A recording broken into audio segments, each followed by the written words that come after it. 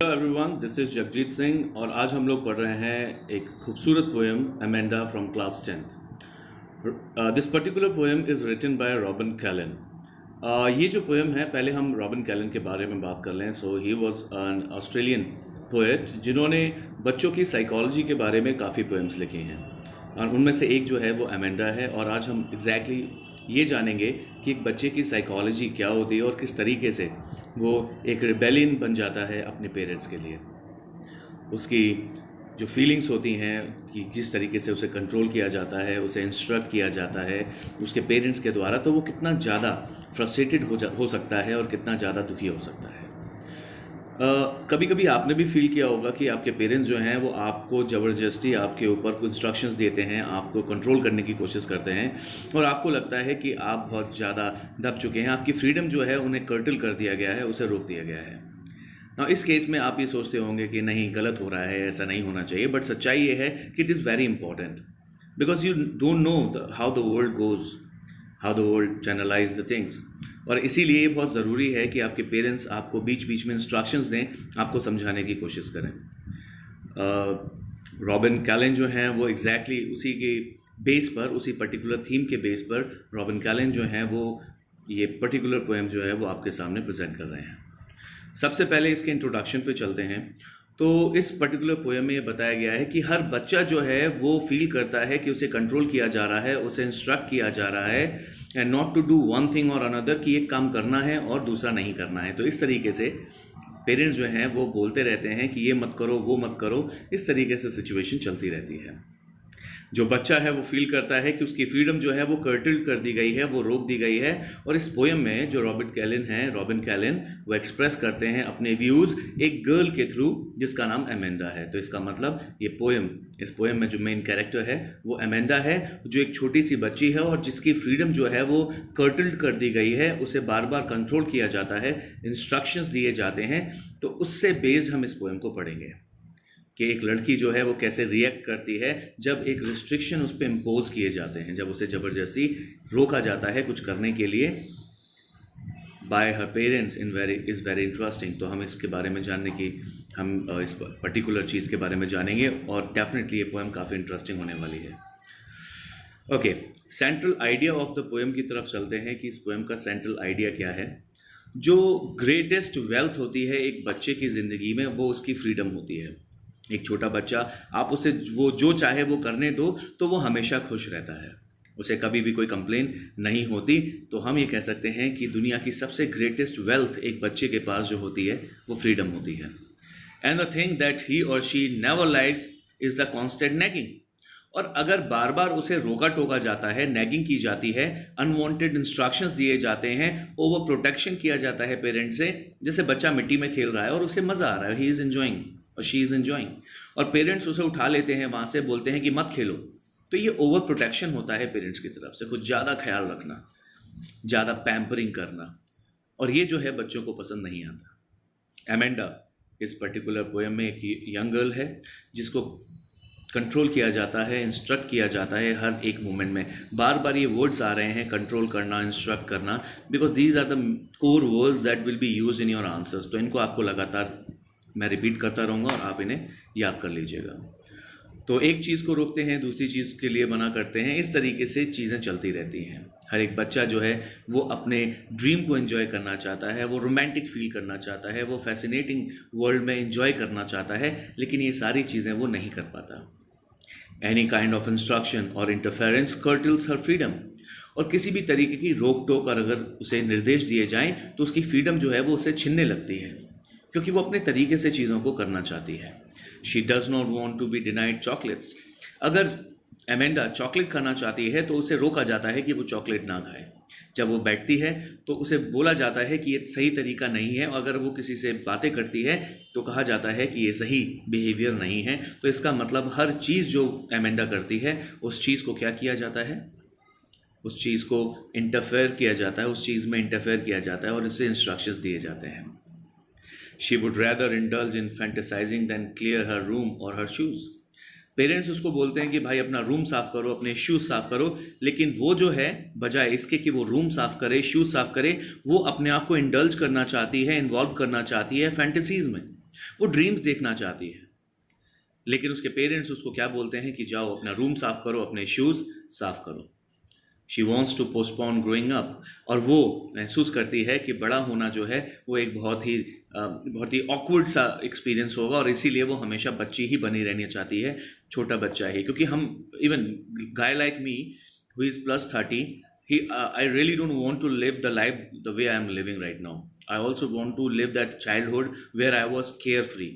मेरे को कोई फ़र्क नहीं पड़ता था, मैं पेड़ों पे चढ़ जाता था, वहाँ के पेड़ डालियों पे मैं बैठता था, आम वहीं से तोड़ता था। But now what happens, life is suffocating, life is getting suffocating. मैं अपनी लाइफ में बहुत सफोकेट हूँ। Every adult who has some responsibilities, तो एमेंडा जो है उन सारी रिस्पॉन्सिबिलिटीज से दूर रहना चाहती है, वो फ्री रहना चाहती है, वो फैंटेसाइज करना चाहती है। We live in a real world, we adult guys people we live in the real world, but the kids they live in fantasy.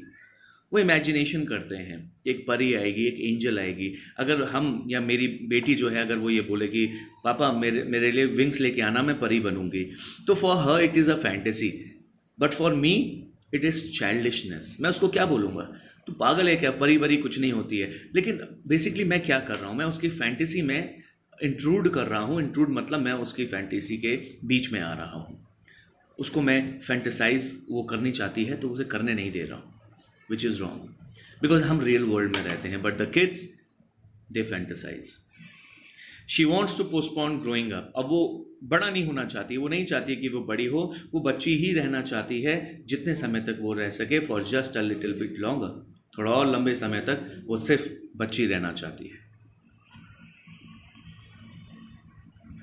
Okay, next point पे चलते हैं कि चाइल्डहुड एक्चुअली होता क्या है। चाइल्डहुड का जो समय होता है उसको हम किस तरीके से, बच्चे किस तरीके से उसे एंजॉय करते हैं। हमने भी अपना चाइल्डहुड एंजॉय किया है, लेकिन शायद हम वो भूल गए, वो फैंटेसी करना, वो एंजॉय करना, अपनी लाइफ को केयरलेसली जीना, वो सारी चीज़ें हम भूल गए और अब हम रियल वर्ल्ड में रहते हैं जहाँ पर हमें स्ट्रगल करना होता है। लेकिन एक बच्चे की ज़िंदगी कैसी होती है उसे थोड़ा और क्लोजली समझ लेते हैं।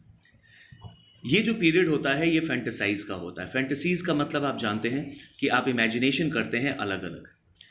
जैसे आप परी का इमेजिनेशन करते हैं, आपको अगर छोटे बच्चों को अगर बोल दिया पीछे से भूत आ रहा है तो वो डर जाते हैं और भाग कर आते हैं, because they have the fantasy. उन्हें दिमाग में एक इमेज है कि भूत जो है वो डरावनी चीज़ है। वो परियों की इमेजिनेशन करते हैं, वो एक वंडरलैंड की इमेजिनेशन करते हैं। जैसे एलिस इन द वंडरलैंड आपने कभी स्टोरी पढ़ी या मूवी देखी हो तो उसमें भी कुछ ऐसा ही दिया गया है। चाइल्डहुड जो है वो एक पीरियड होता है जब बच्चा जो है वो फैंटेसाइज करता है, बट वैन वो बड़ा होने लगता है तो उसके पेरेंट्स जो हैं वो उससे उम्मीद करते हैं कि वो बिहेव करेगा रिस्पॉन्सिबली। इसका मतलब वो और भी ज़्यादा रिस्पॉन्सिबल हो जाएगा। लेकिन आपको क्या लगता है, बच्चा रिस्पॉन्सिबल हो सकता है? Answer is no. और जब वो रिस्पॉन्सिबल नहीं होता तो उसके पेरेंट्स क्या करते हैं? The parents start nagging. Parents जो हैं वो उसको कमेंट करने लगते हैं, उसे इंस्ट्रक्शंस देने लगते हैं, उसे उसके ऊपर रूल करने लगते हैं, गिविंग इंस्ट्रक्शंस एवरी स्टेप। और हर स्टेप पे जैसे मैंने बताया वो उसे इंस्ट्रक्शंस देते हैं। Don't want to be instructed and guided by the way their parents want. बच्चे जो हैं वो कभी भी नहीं चाहते कि उन्हें उस तरीके से इंस्ट्रक्ट किया जाए, उन्हें गाइड किया जाए जिस तरीके से उनके पेरेंट्स जो हैं उन्हें गाइड करते हैं।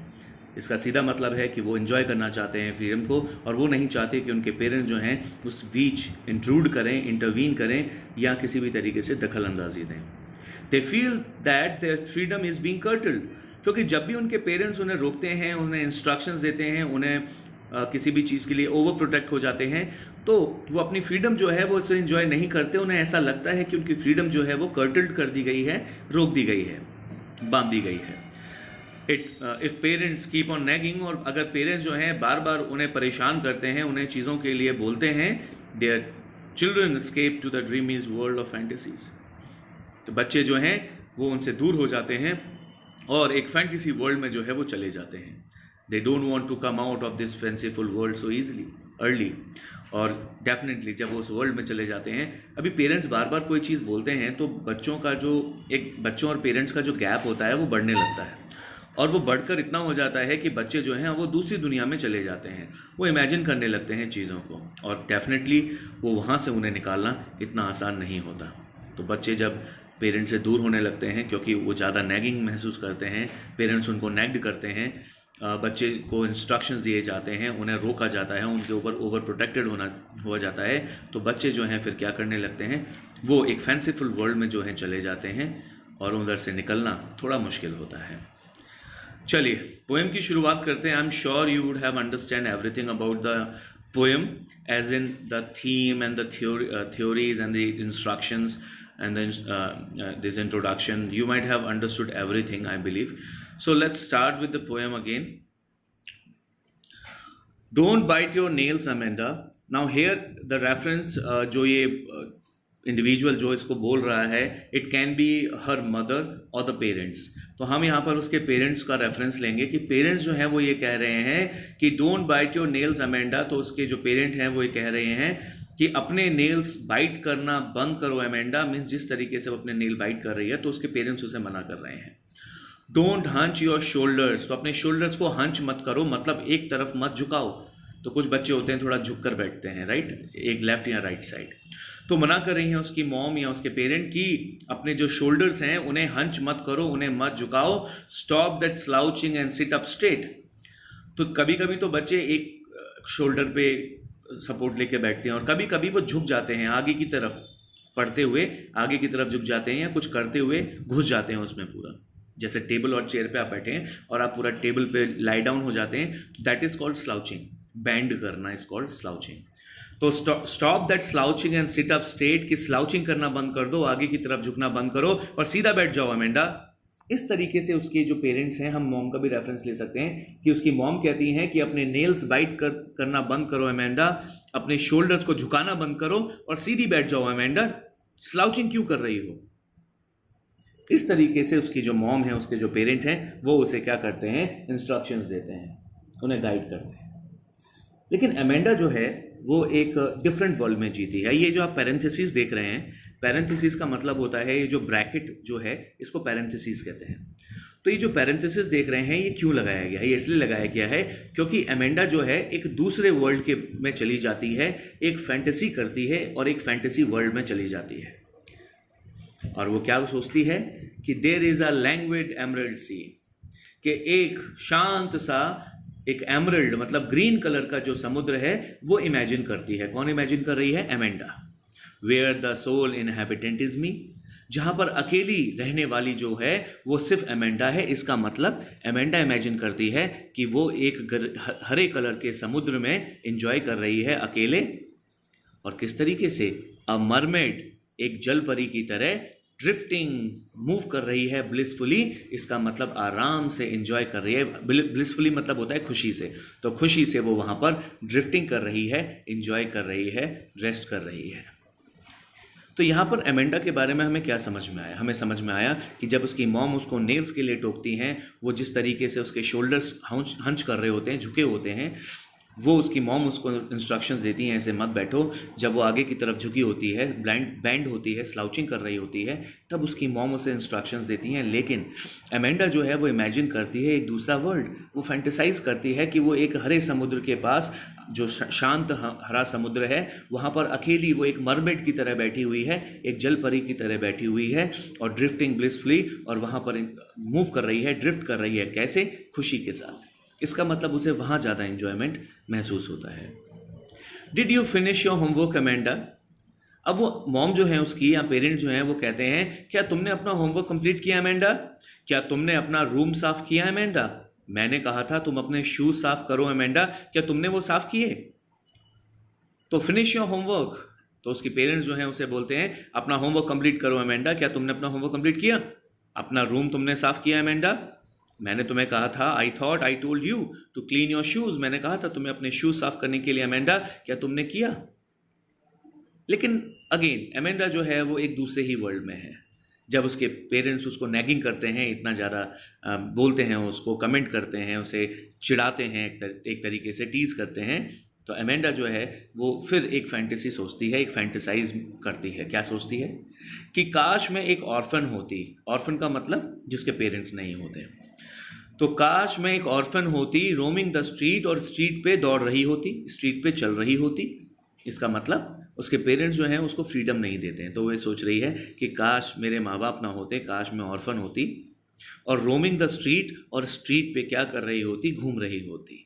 आई patter soft dust with my hushed bare feet, और मैं अपने उन नंगे पैरों से उस मिट्टी पे जो उस स्ट्रीट पे थी वहाँ पर क्या करती, वहाँ पर प्रिंट बनाती, पैटर्न बनाती, अपने पैरों के निशान छोड़ती। तो बच्चों को आपने देखा होगा समुद्र के किनारे वो लोग पैरों के निशान बनाते रहते हैं या मिट्टी में निशान बनाते हैं। तो यही चीज़ जो है एमेंडा सोच रही है कि काश मैं एक ऑर्फन होती और स्ट्रीट पर वॉक कर रही होती, रोम कर रही होती, घूम रही होती, और आई पैटर्न सॉफ्ट डस्ट, और उस सॉफ्ट डस्ट पे जो कि उस स्ट्रीट में थी वहाँ पर क्या करती, वहाँ पर अपने पैरों के निशान जो है वो बनाती, अपने नंगे पैरों के निशान में वहाँ पर बनाती।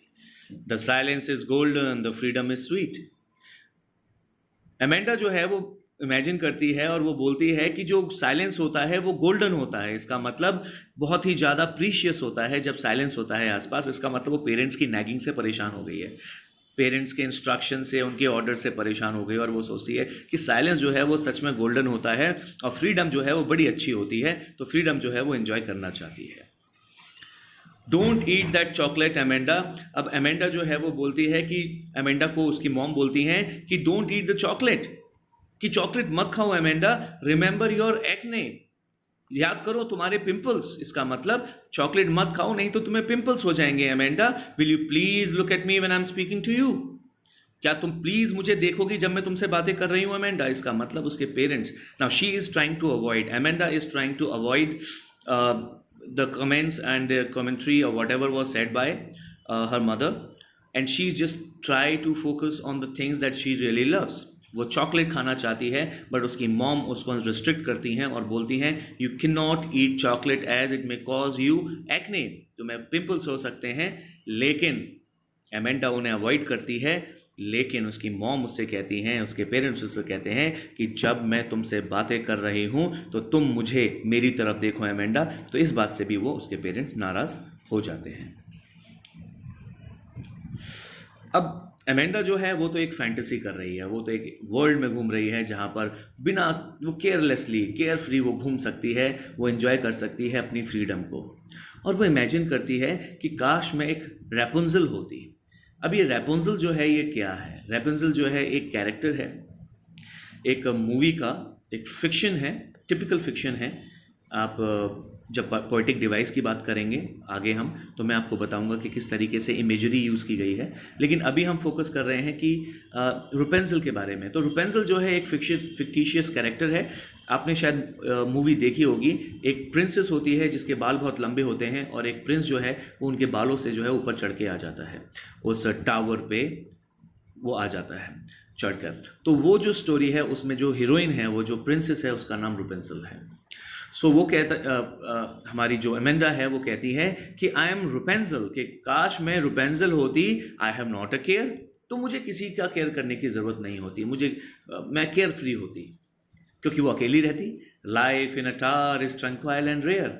वो जिंदगी जो उस रुपेंजल ने गुजारी थी उस टावर में, उस टावर मीन्स उस आप जानते हैं वहाँ पर एक टावर थी जहाँ पर ये रहती थी, काफ़ी ऊंची टावर थी। तो उस टावर में जहाँ पर रुपेंजल रहती थी वहाँ की ज़िंदगी कैसी होगी? ट्रंक्वाइल होगी। ट्रंक्वाइल मतलब मदहोश, जैसे आदमी कुछ वाइन पी लेता है, अल्कोहल पी लेता है तो वो ट्रंक्वाइल हो जाता है। ट्रंक्वाइल का मतलब ड्राउजीनेस फील करता है, उसी को हम ट्रंक्वाइल कहते हैं। तो वो ट्रंक्वाइल फील करते हैं। एंड रेयर, और ऐसा समय जो है बड़ा ही रेयर होता है, ऐसा समय दोबारा कभी वापस नहीं आता। I will certainly never let down my bright hair, और अपने उस खूबसूरत चमकदार बालों को वो कभी भी नीचे नहीं गिराती कि कोई और उसकी लाइफ में एंटर करता। इसका मतलब जिस तरीके से रुपेंजल अपने बालों को गिराती थी तो एक प्रिंस जो है उनके बालों पर चढ़ के ऊपर आता था, लेकिन ये एमेंडा जो है वो ऐसा इसलिए नहीं करती क्योंकि अकेले जो ज़िंदगी जीना है वो बड़ा ही ट्रंक्वाइल है और बड़ा ही रेयर होता है, और इसीलिए वो अपने बालों को नीचे नहीं गिराती। Stop that sulking at once, Amanda. You're always so moody, Amanda. Anyone would think that I nagged at you, Amanda. तो यहाँ पर जो है उसकी मॉम जो है, उनका रेफरेंस आया है कि उनके मॉम, उनके जो पेरेंट है वो क्या कहती हैं, स्टॉप दैट सल्किंग, इस तरीके से गलत बिहेव करना बंद करो, इस तरीके से गलत मूड में, बैड मूड में। जो हमारी एमेंडा है वो बहुत बुरे मूड में है, वो थोड़ी गुस्सा है, और इसीलिए उसकी मॉम कहती हैं कि इस तरीके से गुस्सा करना बंद करो Amanda, you are always so moody, तुम हमेशा इतनी अनस्टेबल रहती हो। हमेशा इतने मूड में रहती हो। एनी वन वुड थिंक, कोई भी ये सोचेगा, that I harass at you, I harass you Amanda, कि मैं तुम्हें परेशान करती हूँ। आई नेग्ड एट यू, मैं तुम्हें परेशान करती हूँ अमेंडा। तो इस तरीके से ये पोएम जो है कंप्लीट होती है। अब इसके हम पोएटिक डिवाइसेस की तरफ चलते हैं। प्लीज़ अपनी बुक्स खोल लीजिएगा जिससे आपको और थोड़ी आसानी हो। So starting with the first stanza, सबसे पहले हम ये देखेंगे कि यहाँ पर कुछ वर्ड्स जो हैं वो रिपीट हुए हैं, जैसे डोंट एंड डोंट। तो जब रिपीट होते हैं words at the start of 2 और मोर लाइन, जब एक ही लाइन में, जब 2 लाइन में पहले स्टार्टिंग के वर्ड्स जब सिमिलर होते हैं तो हम उसे एनाफोरा कहते हैं। तो आप फर्स्ट जो हमारी 2 लाइन्स हैं कि don't bite your nails Amanda, don't hunch your shoulders, तो उसमें आप देखेंगे स्टार्टिंग में ही डोंट बाइट डोंट हंच लिखा हुआ है, एंड डोंट रिपीट हुआ है 2 लाइन में स्टार्टिंग में, and that's why it is anaphora. Assonance का हमने पिछली पोएम में भी बताया था, जब भी एजोनेंस होता है तो वॉवल के साउंड जो हैं वो यूज़ होते हैं वर्ड्स में, जैसे डोंट योर शोल्डर, तो आप ओ का रिपीटिशन देख सकते हैं, that's why this is assonance. Let's come to the next thing, that is rhyming. Rhyming हमें पता ही है, हमें पता है कि लास्ट के वर्ड्स की जो राइम होती है हम उसे ऑब्जर्व करते हैं। जैसे लास्ट की जो फर्स्ट स्टैंजा जो है उसमें जो वर्ड्स हुए हैं लास्ट में वो है अमेंडा, अमेंडा स्ट्रेट, अमेंडा सी मी ब्लिसफुली। तो यहाँ पर आप देखेंगे लास्ट में ए का यूज़ हुआ है, अमेंडा अमेंडा, तो ये ए हो गया। फिर स्ट्रेट का यूज़ हुआ है तो हम उसे बी कंसिडर करते हैं, और फिर अमेंडा बोला गया है तो आगे भी अमेंडा ए था तो पीछे भी अमेंडा ए होगा। और उसके बाद सी मी ब्लिसफुली, तो इसमें भी हम देखेंगे ई साउंड आ रहा है तो उसे हम सी कंसिडर करेंगे, तो सी हो जाएगा। अगर आपको समझ में आया है अच्छी बात है, इन केस नहीं आया है तो मैं at the end of the video आपको टिपिकली पोएम को समझाऊंगा, पोएम के थ्रू समझाऊंगा कि किस तरीके से राइमिंग स्कीम यूज़ हुई है। Let's come to the next thing, that is metaphor.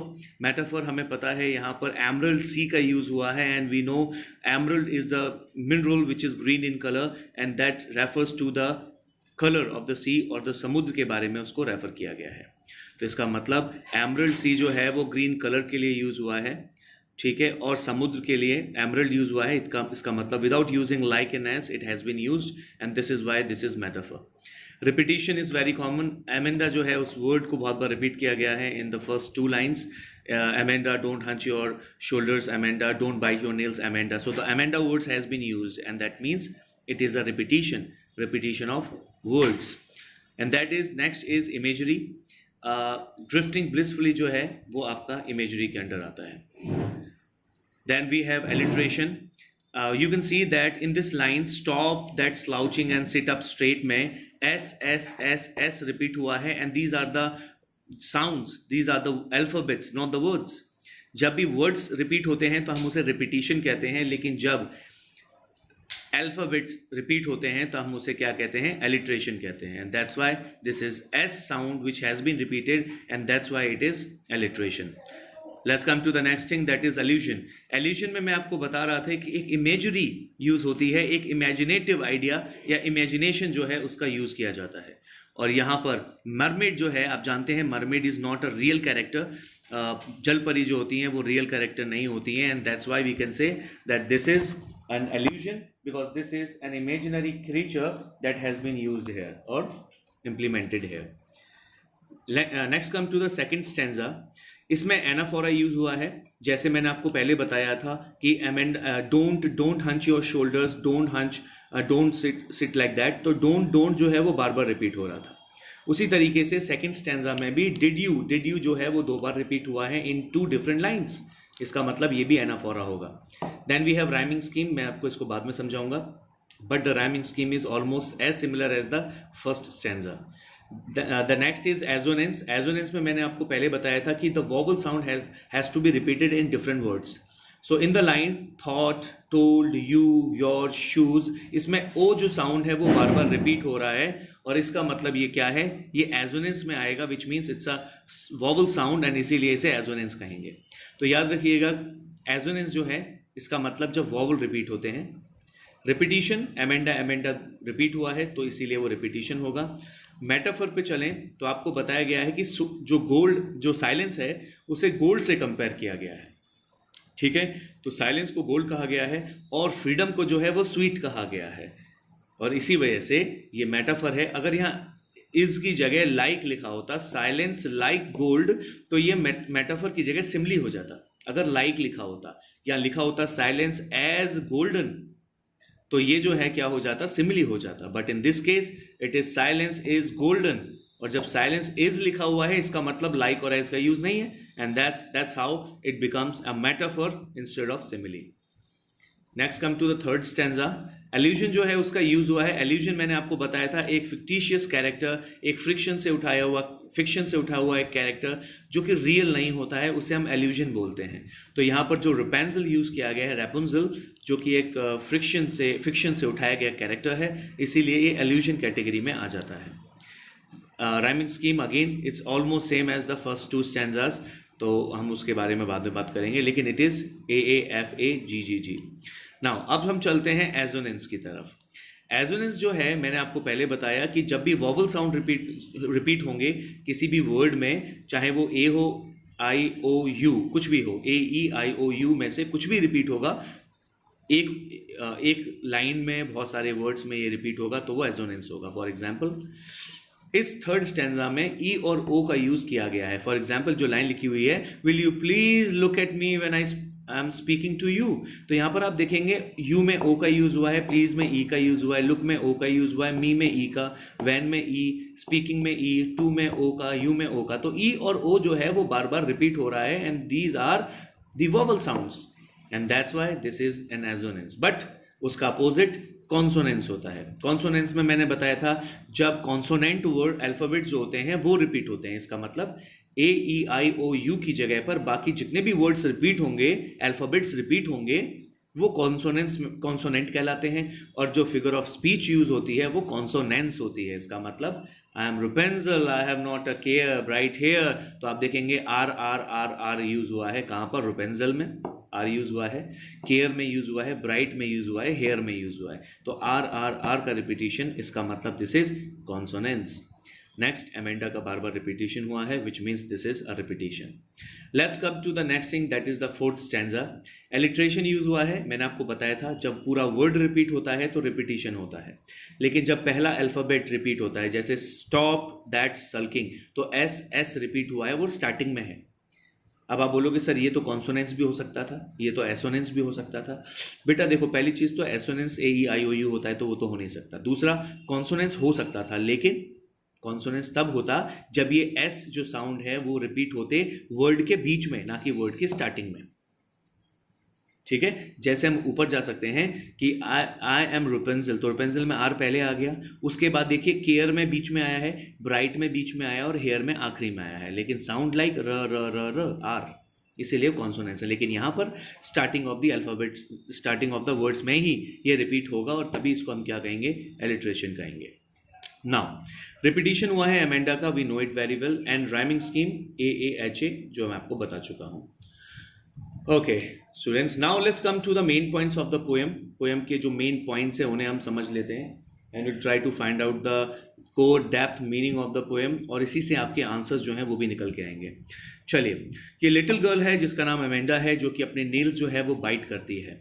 उसकी जो मदर है उससे कहती हैं कि वो ऐसा ना करें। एमेंडा जो है अपने शोल्डर्स को जो है एक साइड में डाउन कर लेती है, जैसे एक साइड झुक कर लिखती है, लेकिन उसकी मॉम जो है उससे कहती हैं कि अपनी शोल्डर्स को लिफ्ट करो और सही पोस्चर में बैठो। एमेंडा जो है वो आगे की तरफ स्टूपिंग करती है, झुक जाती है एक तरफ, इसका मतलब आगे की तरफ झुक जाती है, जैसे हम टेबल में झुक कर लिखते हैं। उसकी मॉम उसे बोलती हैं सीधा बैठो एमेंडा, ये कोई तरीका नहीं है बैठने का।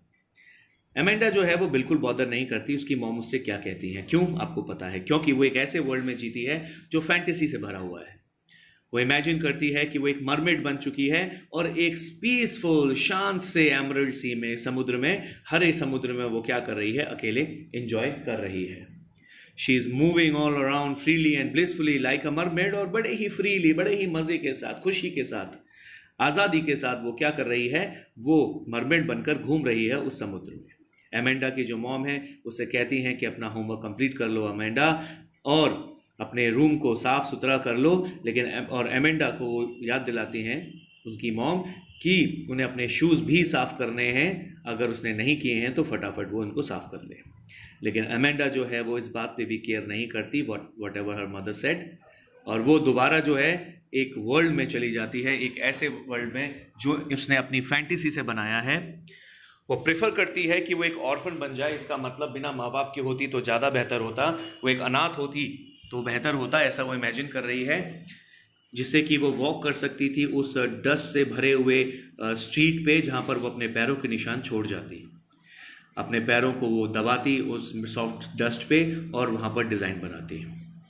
उसे साइलेंस पसंद है, उसे लगता है कि फ्रीडम जो है वो बहुत अच्छी है, बहुत ही वैल्यूएबल है, और इसीलिए वो वैल्यू करती है अपनी लाइफ में किसको, उस शांति को, उस फ्रीडम को, क्योंकि उसे बहुत प्यार करती है और वो इम्पोर्टेंस समझती है फ्रीडम की। अगेन अमेंडा की मॉम जो है वो उसे बोलती हैं कि चॉकलेट मत खाओ अमेंडा, याद रखो चॉकलेट खाने से क्या होता है, तुम्हारे पिंपल्स हो जाते हैं, इसीलिए मत खाओ। लेकिन उसकी मॉम उसे याद तो दिलाती हैं, लेकिन क्या याद दिलाती हैं कि अच्छा मैनर होना चाहिए, अच्छे तरीके से आपको बिहेव करना चाहिए। लेकिन अमेंडा जो है वो थोड़ी सी अलग एक वर्ल्ड में रहती है। उसकी मॉम उससे कहती हैं कि she must not look the other way when her mother is speaking to her. इसका मतलब जब उसकी मॉम उससे बोल रही हो तो वो दूसरी तरफ ना देखे, वो किसी और तरीके से इसे ना समझे। इसका मतलब उसकी मॉम बोलती है कि जब मैं तुमसे बातें कर रही हूँ तो तुम मुझे देखा करो, किसी और तरफ मत देखा करो, आंखों में मेरी तरफ देखा करो जब मैं तुमसे कुछ बोल रही हूँ। लेकिन अमेंडा जो है फिर अपनी मॉम को इग्नोर कर देती है। She imagines herself as Rapunzel living in a tower. वो या इमेजिन करती है कि वो एक रेपुंजल है, एक इमेजिनरी एक कैरेक्टर है जो कि टावर में रहती है, and there is a reign of peace and tranquility. और वहाँ पर चारों तरफ क्या फैला हुआ है, शांति और मदहोशी, ड्राउजीनेस फैली हुई है। अमेंडा जो है वो बहुत ही प्राउड होती है on her beautiful hair and would not let them down like Rapunzel. वो बहुत प्राउड है अपने बालों को लेके, इसका मतलब अपने बालों से वो खेलती है और काफ़ी प्राउड फील करती है। और वो कहती है, वो सोचती है कि वो कभी भी रेपुंजल की तरह अपने बालों को नीचे नहीं गिराएगी उस प्रिंसेस के लिए, प्रिंस के लिए। अमेंडाज मदर कॉल्ड हर मूडी। अब अमेंडा की जो मॉम है वो उसे अनस्टेबल कहती हैं कि तुम बहुत अनस्टेबल हो, तुम कभी भी कुछ भी करती हो। She ask her to stop being sulky and unhappy at once. और उसकी मॉम उससे कहती हैं कि अब तुम अपना ये मूड जो है उसे ख़राब मत करो। सल्की मीन्स अपना मूड ख़राब मत करो, और अनहैप्पी एट वंस, और तुरंत नाराज़ मत हो जाया करो। If she remains unhappy people will think, और क्योंकि अगर तुम दुखी रहोगी लोग तो ये सोचेंगे कि मैं तुम्हें हमेशा नैगिंग करती हूँ, मैं हमेशा तुम्हें हरास करती हूँ, ऐसा लोग जो है वो समझेंगे। चलिए स्टूडेंट्स, हमारा इंट्रोडक्शन, हमारी थीम, हमारे पोएम एंड देन उसके बाद की पॉइंट्स जो हैं वो कंप्लीट हो चुके हैं। Let's come to the MCQs। I am sure आपको पसंद आएंगे, ज़्यादा नहीं है लेकिन जितने हैं आपको पसंद आएंगे। क्वेश्चन नंबर 1 है, who is the poet of the poem Amanda?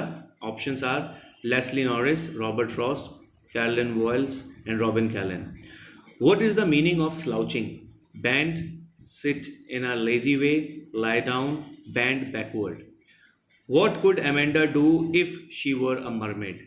Be in the green sea, lead a relaxing life, all of the above, none.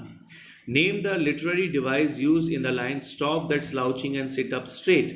Anaphora, assonance, metaphor, alliteration. Very interesting question, I tell you.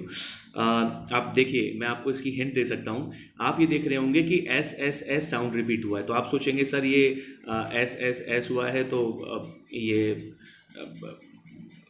क्या consonance हो सकता था? क्योंकि consonance option में नहीं है, क्योंकि S S S sound repeat हो रहा है, तो आप बोलोगे सर कॉन्सोनेंस हो सकता था। ऑप्शन में नहीं है तो और भी अच्छी बात है, लेकिन रिपीटिशन किसका हो रहा है? स्टार्टिंग ऑफ द वर्ड में हो रहा है। मतलब स्टॉप में एस आगे है, स्लाउचिंग में एस आगे है, सिट में आगे है और स्ट्रेट में आगे, तो सब जगह एस आगे है। और आगे में दो चीज़ें हो सकती हैं। अब वो क्या हो सकती हैं? दो, मतलब दो ऑप्शंस हैं, एक्चुअली ऑप्शंस 4 हैं। Alliteration, metaphor, assonance, anaphora. तो आप खुद डिसाइड कीजिएगा, बड़ा इंटरेस्टिंग सा क्वेश्चन है। Name the literary device used in the line. इसमें लिटरेरी डिवाइस कौन सा यूज हुआ है? Again very interesting. Don't bite your nails Amanda, don't hunch your shoulders. There is a repetition of word. अब उसको क्या है क्या नहीं है ये आप जानते हैं, आप मुझे बताइएगा। बड़ा इंटरेस्टिंग क्वेश्चन है, I like it. What does she want to do as an orphan? An orphan की तरह वो क्या करना चाहती है? वो वॉक करना चाहती है फ्रीली स्ट्रीट्स में, वो डस्ट से खेलना चाहती है, वो दोनों काम करना चाहती है, वो दोनों में से कुछ नहीं करना चाहती है। That is, these are the options. Name the literary device use in the line freedom is sweet. Very interesting. कौन सा लिटरेरी डिवाइस हुआ है फ्रीडम इज स्वीट में? Anaphora, enjambment, metaphor, alliteration. उसके बाद है what does she imagine being when she pictures herself in a tower. जब वो अपने आप को इमेजिन करती है तो क्या इमेजिन करती है जब वो अपने आप को टावर में देखती है? तो अपने आप को इमेजिन करती है मरमेड की तरह, ऑर्फन, रुपेंजल या none of the above. What does she picture, spelling थोड़ी गलत हो गई है, sorry. What does she picture herself as in the last stanza. Last stanza में अपने आप को किस तरह कंपेयर करती है अपने आप को? मरमेड की तरह, ऑर्फन की तरह, रुपेंजल की तरह या none of the above. What will Amanda's behavior make people think? तो उसके behavior से लोग क्या समझेंगे? Option number 1, her mother loves her, her mother harasses her, her mother is understanding, both 1 and 3 means both A and C। चलिए, ये हो जाते हैं इंपॉर्टेंट MCQs। अब हम चलते हैं इंपॉर्टेंट एग्जाम्स के जो क्वेश्चंस हैं, बोर्ड के जो क्वेश्चंस हैं। आई एम श्योर ये क्वेश्चन में से कुछ ना कुछ आ सकता है। चलिए, क्वेश्चन नंबर 1 है why does Amanda seem moody most of the time? Because उसकी मॉम उसे नैगिंग करती हैं, उसे इंस्ट्रक्शंस देती हैं और उसे वो करने के लिए रोकती हैं जो वो करना चाहती है। Why does Amanda wish to be a mermaid as an orphan और रुपेंजल? तो आप जानते हैं वो एक फिक्शन है, एक वर्ल्ड में एक इमेजिनरी वर्ल्ड है, एक फैंटेसी है और वो फैंटेसी में जीना चाहती है एक मरमेड की तरह। तो मरमेड की तरह क्यों जीना चाहती है? जिससे कि वो फ्रीडम को एंजॉय कर सके, साइलेंस को एंजॉय कर सके। ऑर्फन की तरह क्यों? क्योंकि वो स्ट्रीट पे घूम सके, अपने पैरों के निशान जो है वो छोड़ सके। और रुपेंजल क्यों? क्योंकि वो आइसोलेशन जो है वो क्या होता है, बड़ा ही मज़ेदार होता है, बड़ा ही इंजॉयबल होता है, इसीलिए वो अकेला रहना चाहती है। तो इस तरीके से इसका आंसर जो है आप मेंशन करेंगे। Do you consider Amanda's mother to be a nagging mother? नहीं, हर मदर ऐसी ही होती है, हर पेरेंट्स ऐसे ही होते हैं। They keep on nagging the kids because they want the children to be well mannered, well behaved. तो ये नॉर्मल सी बात है, सबके साथ होता है। What is the central theme of the poem Amanda? ये मैं आपको ऑलरेडी बता चुका हूँ काफ़ी अच्छी तरीके से, आप खुद करिएगा। What message does the poet want to convey through the poem Amanda? तो मैसेज वही होती है जो थीम होती है। तो ये क्वेश्चन और fourth and fifth question is quite similar, इसके आंसर सेम होंगे, लैंग्वेज थोड़ी सी आप बदल सकते हैं। What 3 things the speaker asked Amanda to do which she has not done? तो वो क्या क्या ऐसी चीज़ें हैं जैसे टाई करना, अपने रूम को साफ करना, चॉकलेट ना खाना और पढ़ाई करना और अपने रूम को साफ़ करना, शूज़ को साफ़ करना।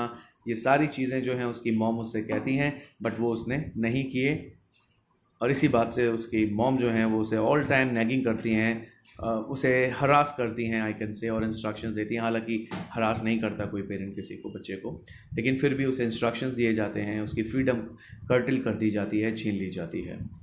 Okay students, the poem is completed. Please let me know आपको ये पोएम कैसी लगी। मैंने थोड़ी तेज़ पढ़ाई है क्योंकि ज़्यादा कंटेंट्स थे, फिर भी आप मुझे प्लीज़ बताइए और प्लीज़ लाइक, सब्सक्राइब और शेयर करना मत भूलिएगा।